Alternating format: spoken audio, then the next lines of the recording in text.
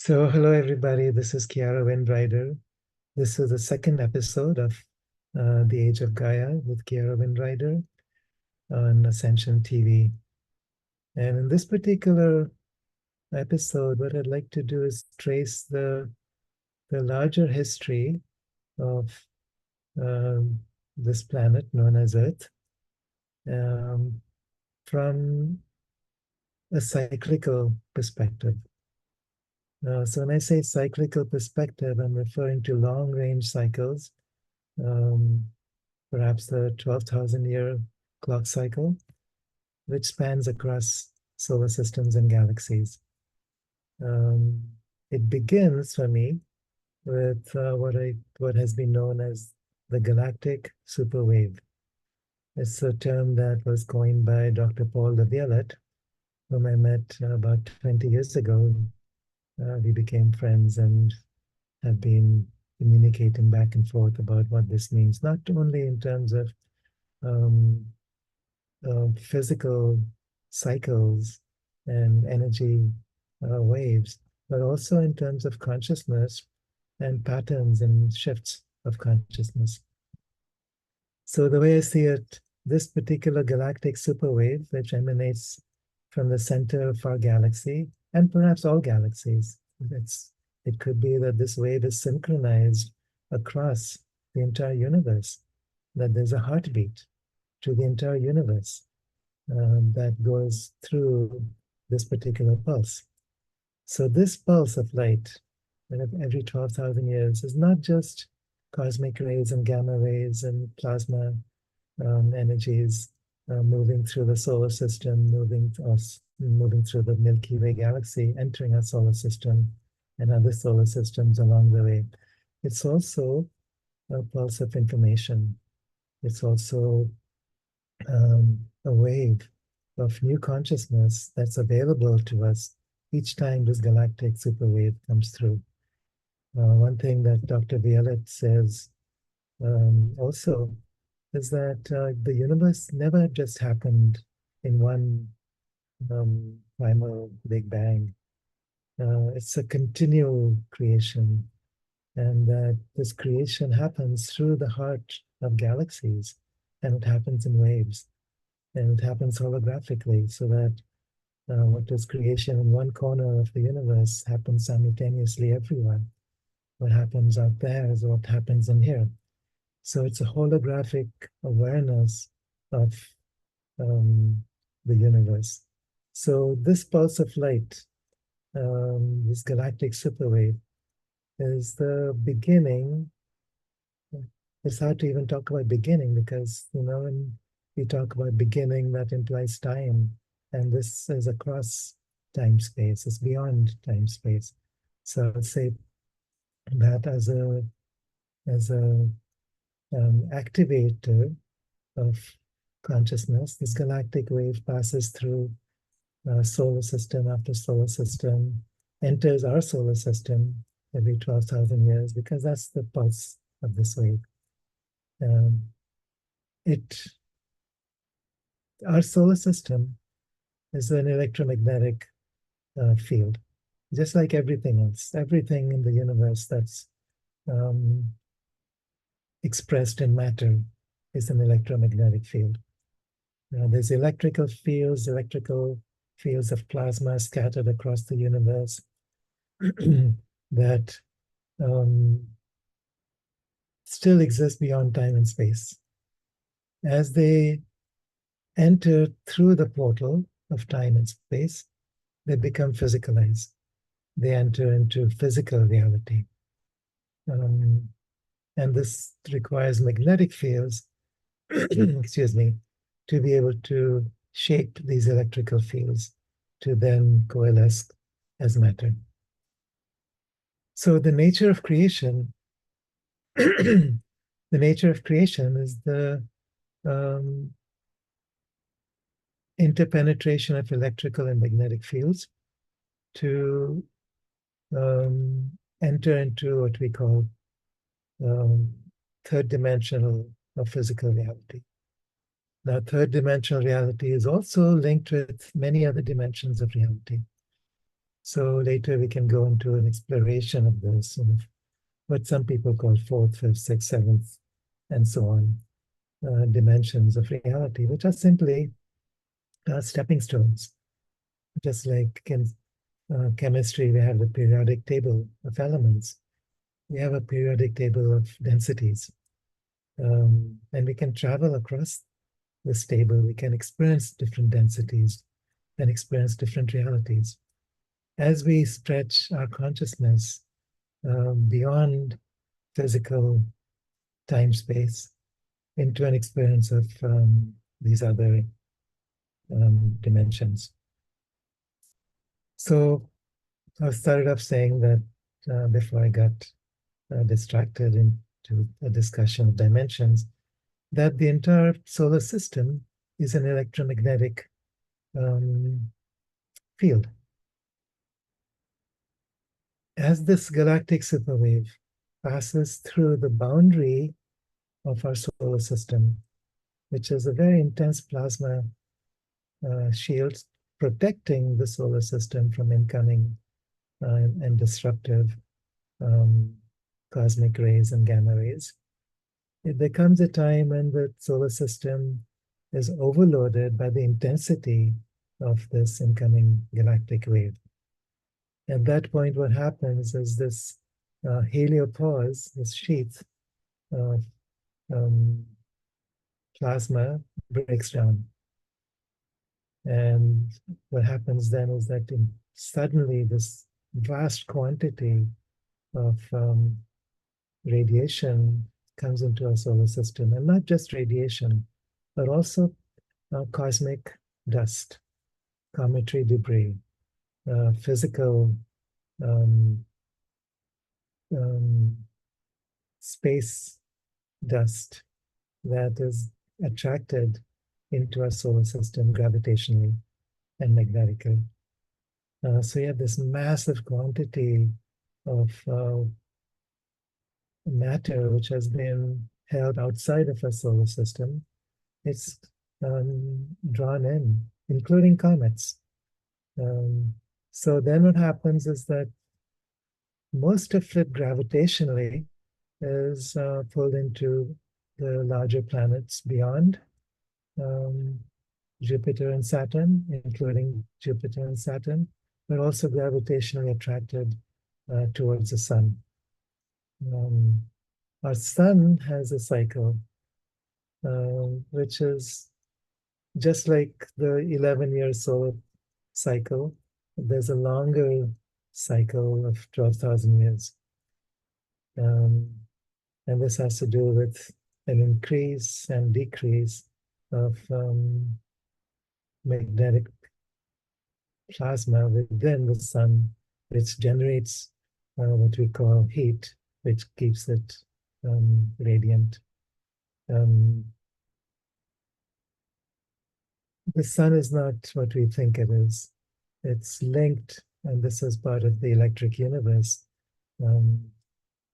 model of understanding, that our sun is actually one star amongst billions of others that are linked together in some kind of an energetic net. Then they pulse together. The sun doesn't radiate its heat in isolation. So the entire galaxy pulses together in response to the galactic wave coming through, which then determines the nature of our solar cycle, this larger 12,000-year solar cycle. So part of this amplified solar cycle has to do with what's called a micronova, a solar micronova. So you've all heard the term nova or supernova. It's what happens at the end of the life cycle of any star, where it simply explodes into intergalactic space. It's the end of the life cycle, and its radiation streams across the galaxies. It can be measured. It's massive, and that's the end of that star. Or it transforms into a red giant, In this case, micronova does not mean the end of the life cycle of a star. It simply means the end of the cycle of a star's existence. A micronova means that the outer shell of the sun disengages from the rest of the sun. So the corona moves out into interplanetary space, moves out across all the different planets, including the Earth, and creates an electromagnetic shift. So what happens then on Earth is very similar to what happened with the entry of the galactic superwave. The solar radiation, the plasma coming in from the sun, this massive solar wind, breaks through the Van Allen belts. So this is the electromagnetic shield surrounding and protecting our Earth from incoming solar and galactic radiation. So you have this massive solar wind entering into the Earth's atmosphere. It is gravitationally, or not gravitationally, it's attracted electromagnetically to the polar regions. And at some point, shorts out the Earth's electromagnetic field, collapsing the entire geomagnetic field of the Earth. Now it's important to also recognize that the Earth's geomagnetic field has already been decreasing in preparation for this event. So over the past 200, 250 years, the geomagnetic field has been gradually but exponentially weakening. So, it started off with maybe 5% of the geomagnetic field decreasing over a period of 100 years. And then another 5% over the next 100 years. And then maybe another 5% over the next 10 years, over the next 5 years. So this is an exponential decrease, which if plotted out can pinpoint the actual timing of this solar micronova.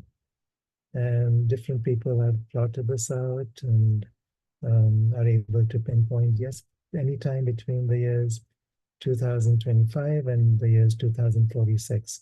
And I'll get into the specifics of that in later episodes, why those particular years and what the sequence of this event might mean. So it's not just one shift, it's a series of shifts following upon each other, which are important for us to understand, because once we do, we can participate in that.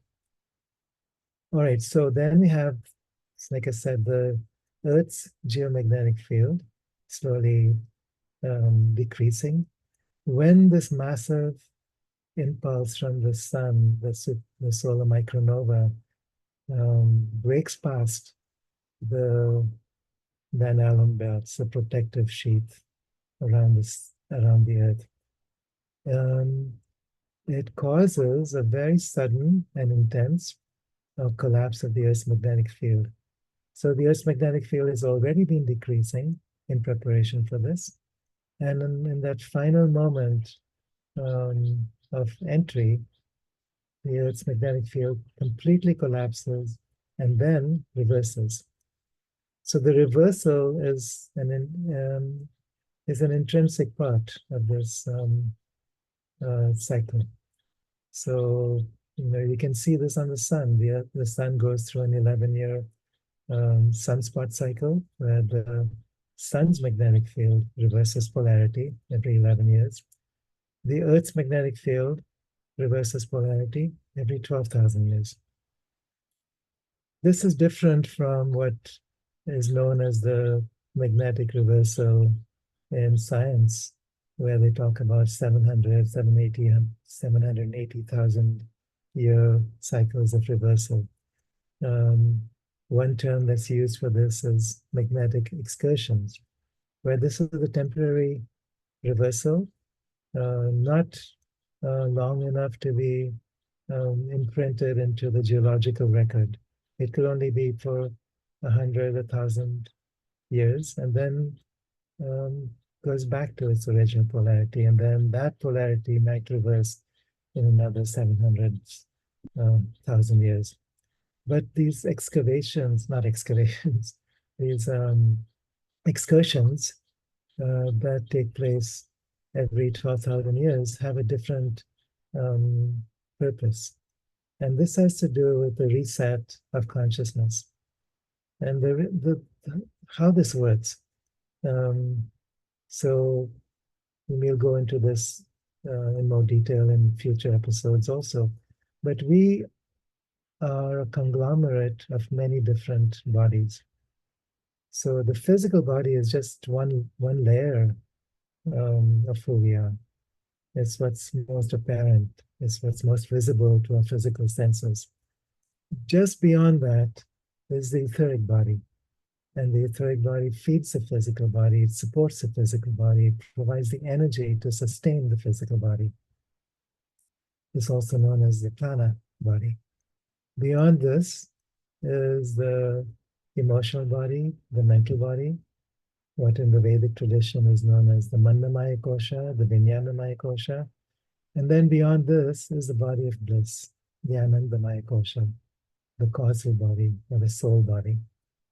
The reason I'm saying all this, and don't worry about those terms, we'll go into that in more detail, but we are a multi body system, and they're linked together through the Earth's magnetic fields. Now, what happens if the Earth's magnetic field collapses? What happens to the connection between these five bodies? What happens to consciousness meanwhile? Because all these bodies are linked through each other into what we truly are, which is consciousness. The I am presence, as many people refer to this in metaphysical language. So this collapse and reversal of the Earth's magnetic field is key to this shift of consciousness that we're going through. So I spoke earlier that we're entering into the underworld of Gaia, entering into that birthing place, that womb through which a new creation can emerge. This all has to do with the collapse and reversal of the Earth's magnetic field. There's an author, Robert Felix, who wrote about this, and he says that this cycle of magnetic excursion is linked with massive cycles of extinction and new creation. Every time there's been an extinction,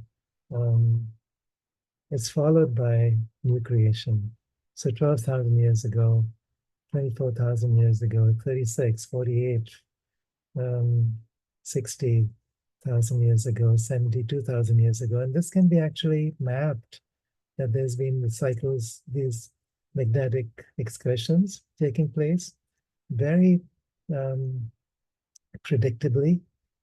And when this happens, it shows up in the geological records. It's a fascinating story, and much of the story has been hidden from the public for whatever reason. We can conjecture about why, but even up to 100 years ago, this was known. This was actually promoted. And then there was this debate between uniformism and catastrophism. The one saying that the nature of evolution has always been the same, the past and the future, and can be understood as we understand the present moment. And catastrophism says no. There's periods of gradual evolution followed by moments of extreme activity, where massive shift happens on all levels, physical, emotional, soul, vibrational, across species, across galaxies and universes. So it's like this goes along with this theory of continuous evolution, continuous creation, where it's not one big bang, but a series of big bangs um, spread across these time periods, every 12,000 years, every time this pulse moves through. And this is when um, enormous shifts happen, quantum leaps happen in creation, in evolution. And this is what we are awaiting now. And much of this has to do with the nature of these magnetic reversals. So what happens then as these five bodies disengage from each other during the reversal? We go into a time of darkness. Darkness in the sense that there's no conscious awareness of physical reality. And there's prophecies across the world about 3 days of darkness and what that means. And it's literally a very short time. It could literally be 3 days or even less, a few hours before or between the collapse and the reversal. So during this time, as the magnetic fields collapse, the soul actually disincarnates.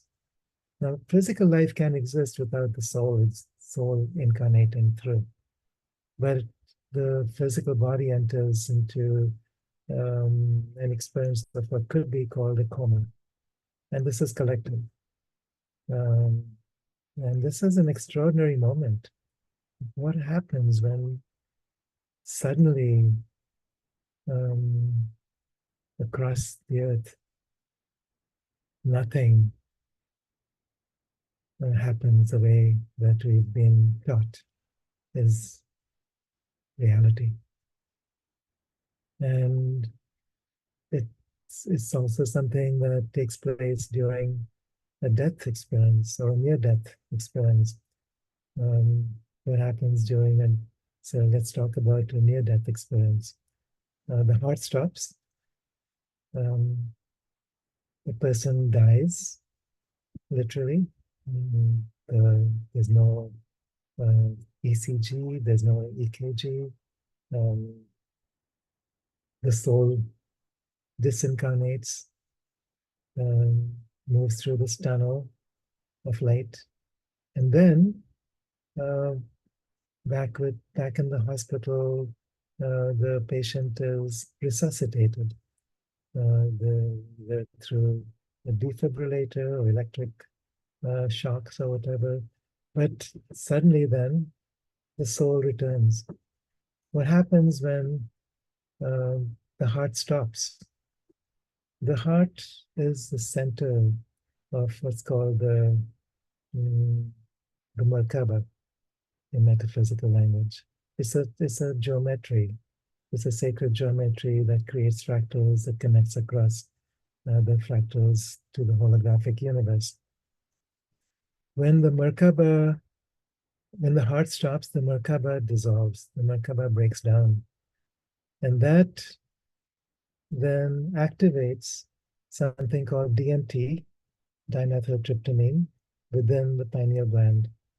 And this DMT, the activation of this DMT is what releases the soul out beyond into the afterlife across dimensions. Then what happens is the person is resuscitated. The soul recognizes that it's not complete with this incarnation. The soul comes back. The heart stops. The heart starts beating once again, and the Merkaba field is rebuilt.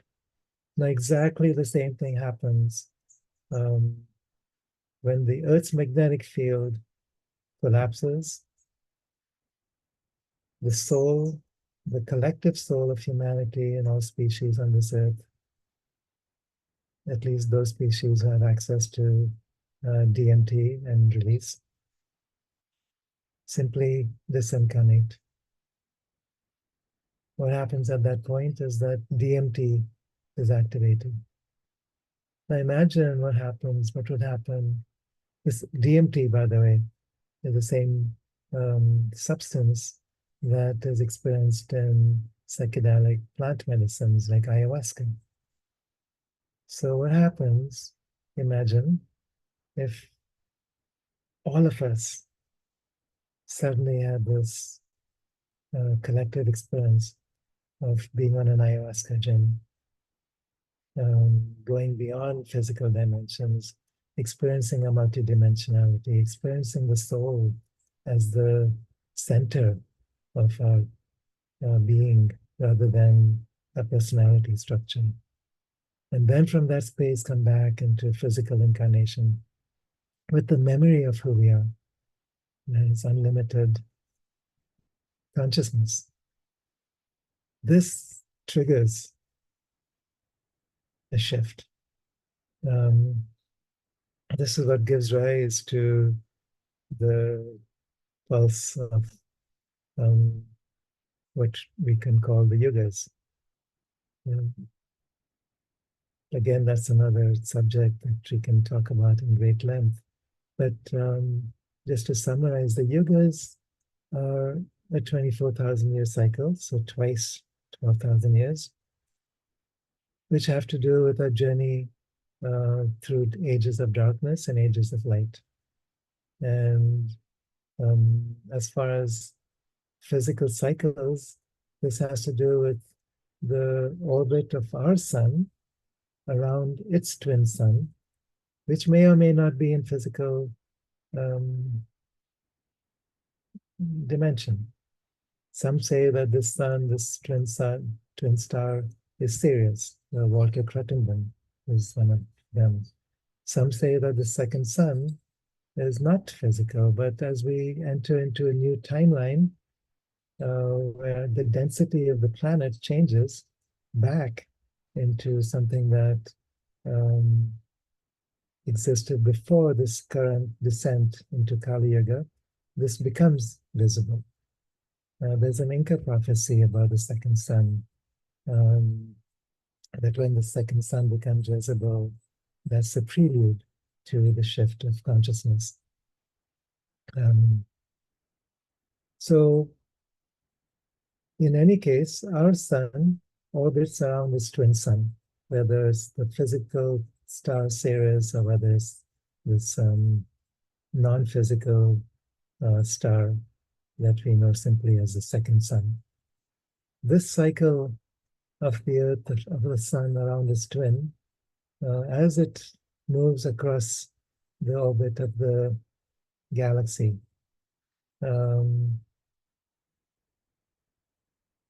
takes 24,000 years. What happens is that our sun and its twin sun are making epicycles around each other in this longer orbit around the center of our galaxy. So when our sun is closer to the center of the galaxy, it's an age of light. When our sun is further from the center of the galaxy, it's an age of darkness. And it's simply transitions across history, across time. So the yugas in the Vedic tradition have to do with this journey. And what they say is that there's a progression, a descent from the age of light, Satyuga, down through the Treta Yuga, Dwapara Yuga, Kali Yuga, and then back again, Dwapara Yuga, Treta Yuga, and Satyuga. A friend of mine, Bibu Dev Mishra, has written a book about the Yuga cycles. And he says that this transition point is actually 2025. And he goes into all kind of calculations to say why this is true. March 21st, spring equinox of 2025. So this is a transition from Kali Yuga to Dwapara Yuga.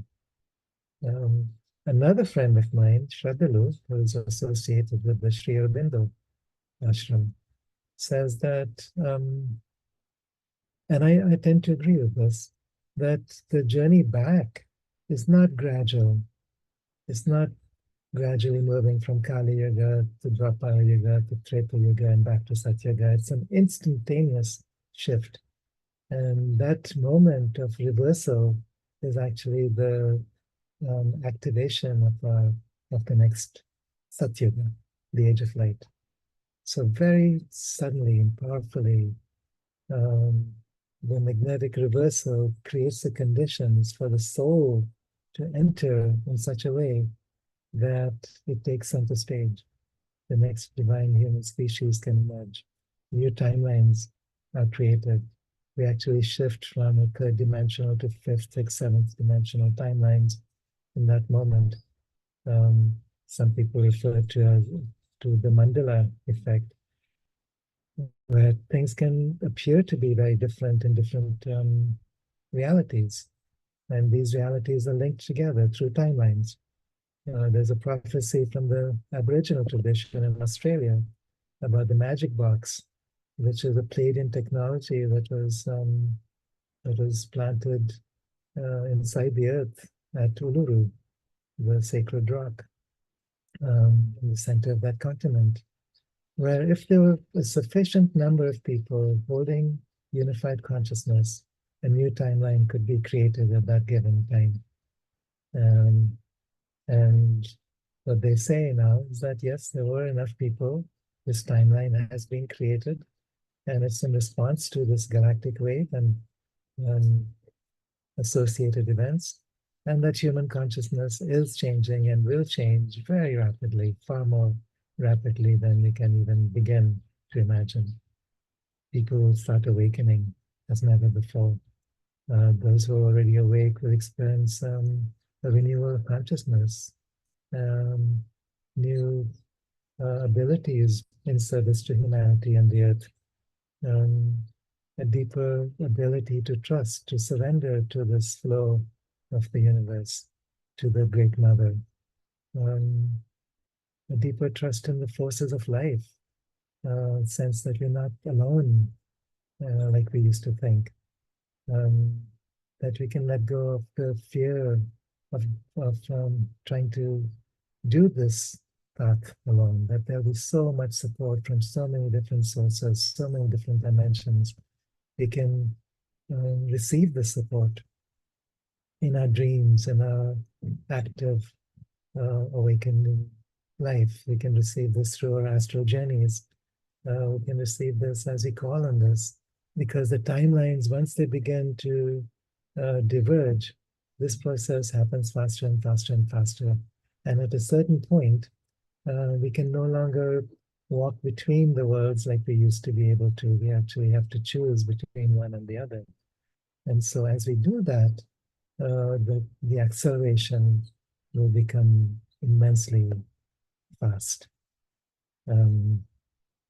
So again, this time period between 2025 and 2046, there'll be enormous changes taking place in a sequence, not all of it necessarily together at the same time, or for everybody at the same time, but through a sequence of events that we can begin to follow and understand in future episodes.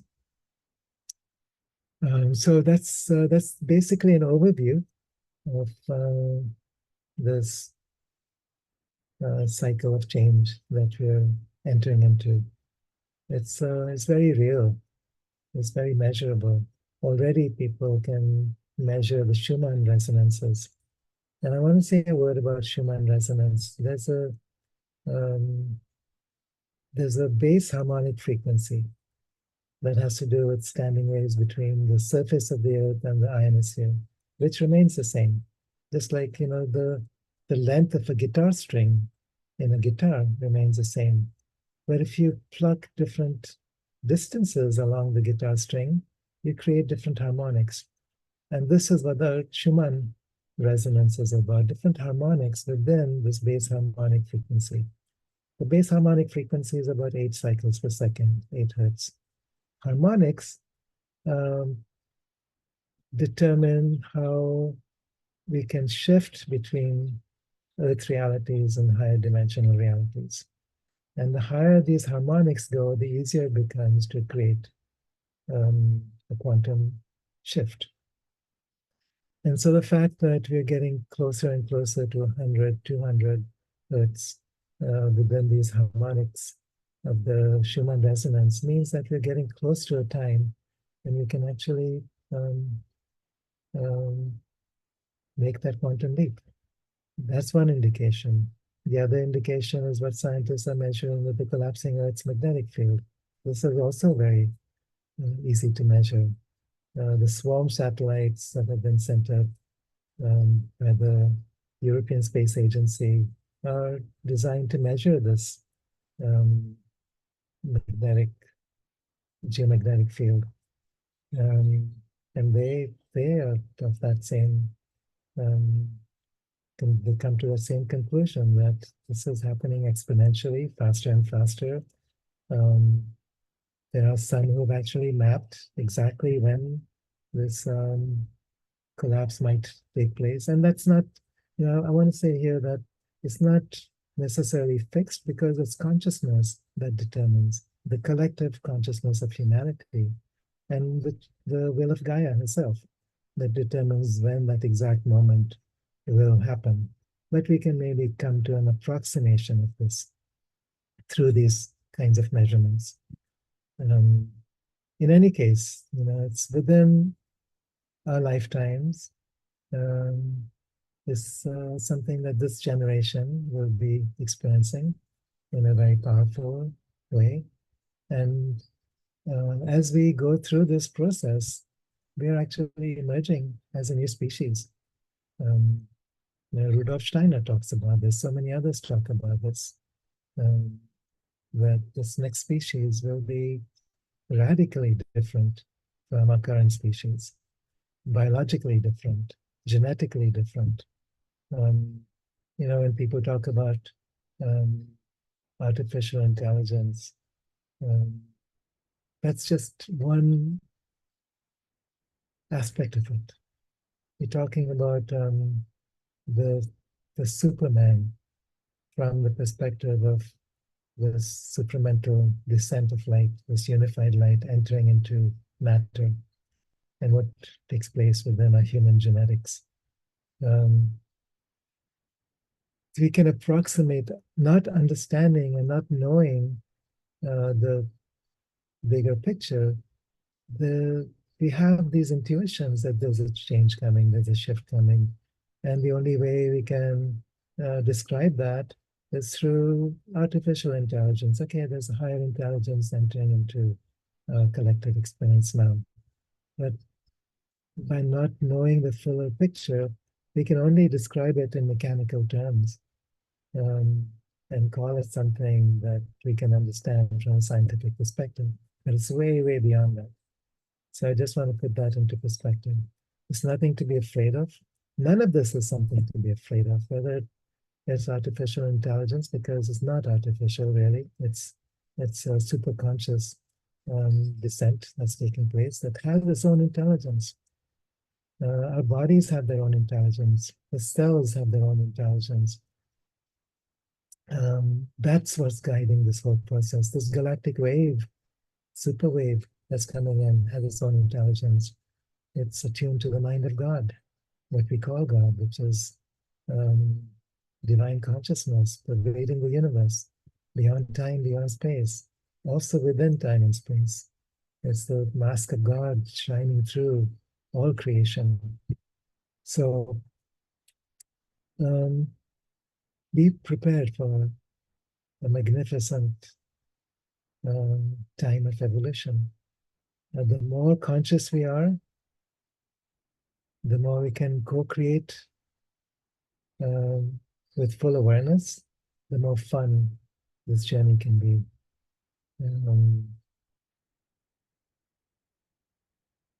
If you don't understand what's truly happening, it's easy to go into resistance, into fear, into a sense of despair.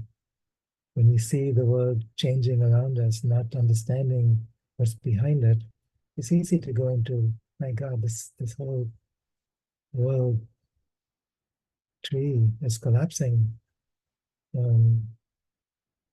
once we understand and participate in it, it can be the most fulfilling, the most exciting, the most satisfying um, thing ever. Um, and for those of you, us, who've chosen to be here this time as warriors of light, um, this is why we are here. So, thank you for joining, for listening. And again, I'd like to um, remind you that my books are available on Amazon. Gaia Luminous, Homo Luminous, the Isa trilogy, Ilahi Noor, there's many others. Just check out Kiara Windrider on Amazon.com. Check out my website, kiarawindrider.net.